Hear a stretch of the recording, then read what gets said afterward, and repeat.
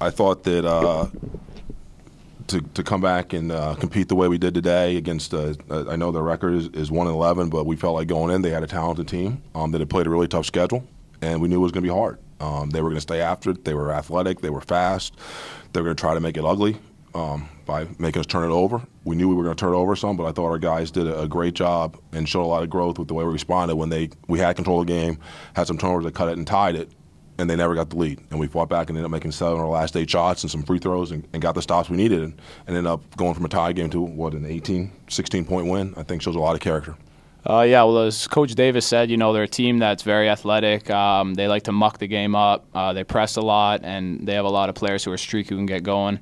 So I think they thrive off of those types of plays where they're getting out, they're getting dunks, they're making shots. So they're a tough team to play when they're getting on runs. But I thought we did a good job of getting ourselves relaxed and coming back and playing well.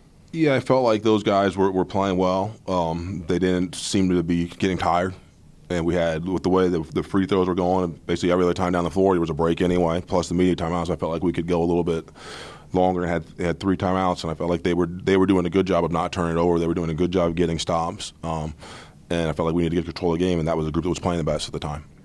Well, I think that's what we do best, is we pound the paint. We have guys with Nana and Nate and DJ and Zach and even Bruce. He hasn't done a lot yet, but he's shown he can make moves in the post in practice.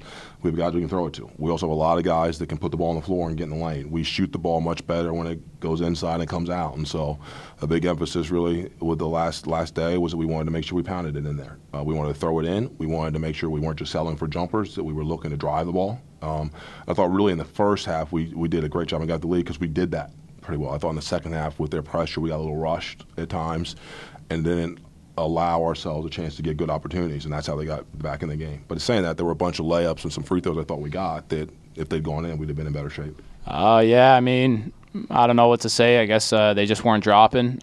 We weren't really in our flow with our free throws, but I thought we did a good job of making enough near the end.